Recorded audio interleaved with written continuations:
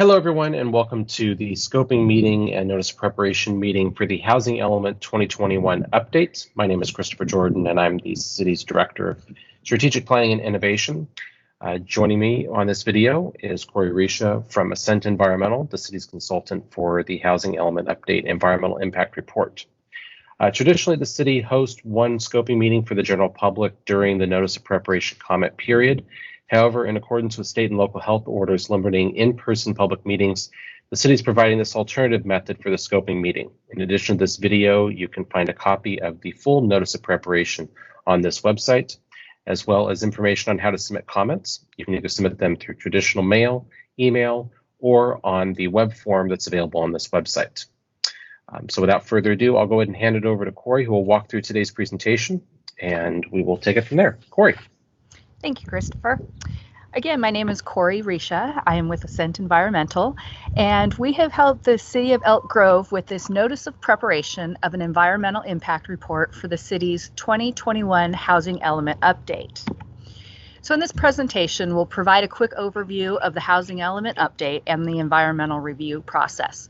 We'll also talk about the issues that will be evaluated in the EIR and ways for folks to submit comments on the scope of the EIR. So the project description. The location for the 2021 Housing Element Update is the entire city of Elk Grove. And the map on the right shows the sites that we're looking at for the Housing Element Update, and you can see they're throughout the city. The 2021 through 2029 Regional Housing Needs Allocation, or RHNA, allocates the number of housing units that a jurisdiction must have, and it's based on income level. And the city of Elk Grove, their RHNA numbers are for a total of 8,263 housing units spread across very low, low, moderate, and above moderate income levels.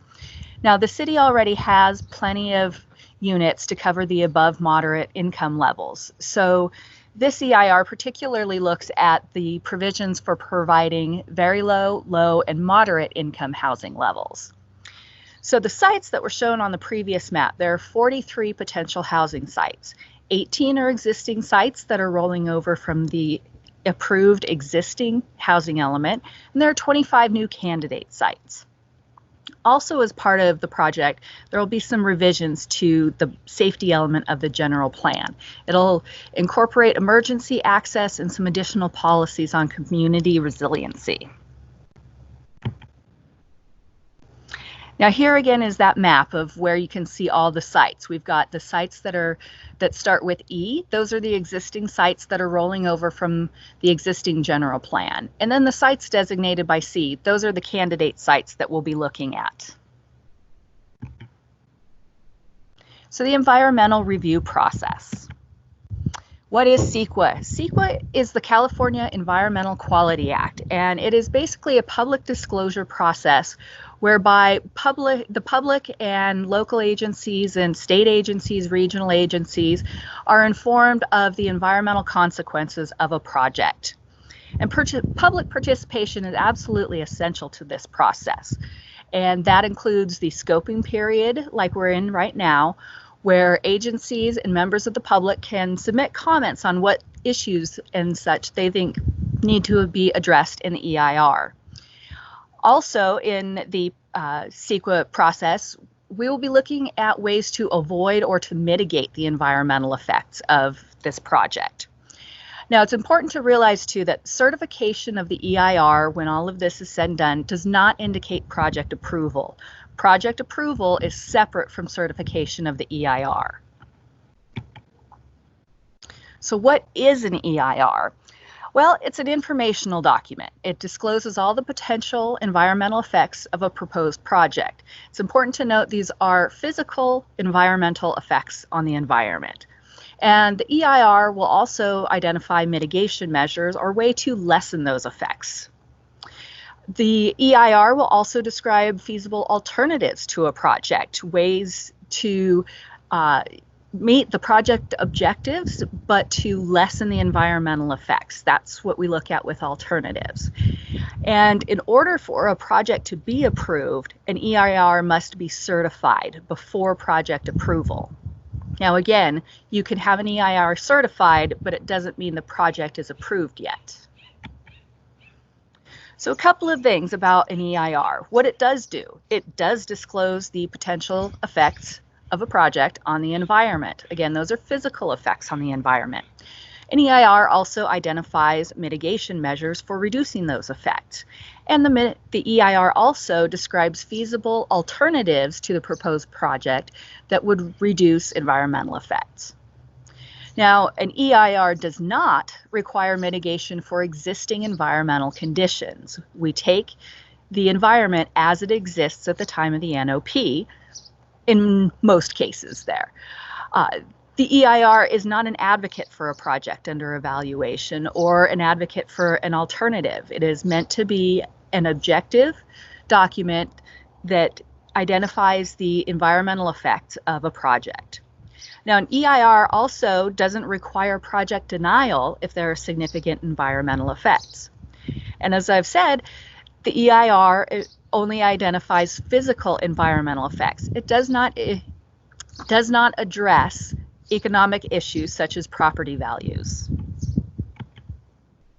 Now, the structure of the EIR will start with the executive summary that will have a summary of the project and then list all of the impacts and all the mitigation measures. Then the EIR will have an introduction that'll talk a bit about the EIR process and the purposes that the EIR serves. And then we'll have the project description. And in that project description, we'll have a list of every site that is included in this housing element update and what the zoning is going to be and the amount of housing that is anticipated for that site. Now, that project description is important because it forms the basis of our environmental analysis. So in the next section, we actually go through all of the environmental impacts and identify mitigation measures. There's a whole list of topics that we will be covering in the environmental impact report. Now, the EIR will also talk about cumulative impacts, which is the effect of this project along with all other foreseeable past, present, and foreseeable future projects, what those all those projects together, what their impact will be on the environment. The EIR will also identify alternatives and analyze the environmental effects of implementing those alternatives. And then there's some other sections required by statute that will be covered in the EIR, which includes things like growth-inducing effects. We'll also discuss the report prepares, and then there's usually a bunch of technical appendices that are the backup for the environmental impact analysis. So topics to be evaluated in the EIR. We've got a whole list of them, starting with the aesthetics, and then we've got air quality and biological resource, all the way on down the list. And there's a few topics that we have scoped out of the EIR analysis: agriculture and forestry, landslides, sea tsunami and mud flow, and wildfire. Now, these topics have been excluded from the EIR analysis because we've determined that there will not be any effects from these. And there's more information on that in the NOP. So, as I said, public and agency input is key to the CEQA process. So here's how you can get involved. Right now, we're at the notice of preparation. There's a 30-day public review period, and right now we're doing the scoping meeting presentation. As Christopher mentioned, we usually do this in person, but given the current times, we're improvising. So your next opportunity for input after the notice of preparation will be the draft EIR, and that will address all of the notice of preparation comments, and there will be a 45-day public review period in which agencies and the public can submit comments.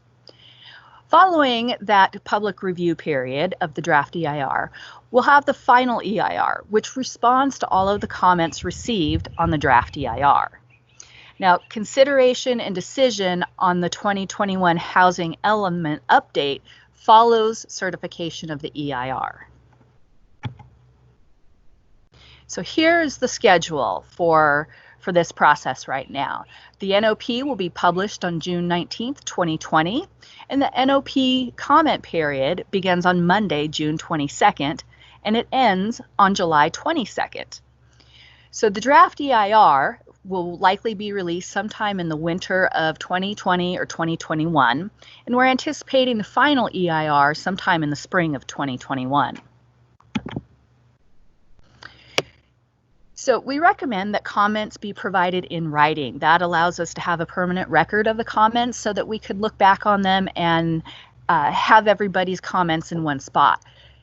You can submit comments in writing via the comment portal that's on this website, and you can also send them to the address shown on the screen. Or you can also email them to the email address shown. And again, the notice of preparation comment period ends on July 22nd, 2020. That's it. Thank you very much. Thanks, Corey. And again, thank you everybody for checking out this video, taking a look at the notice of preparation. We appreciate it. If you have other questions or want more information on the Housing Element update, please visit the website elkgrovecity.org/housing element. Thanks and have a great day.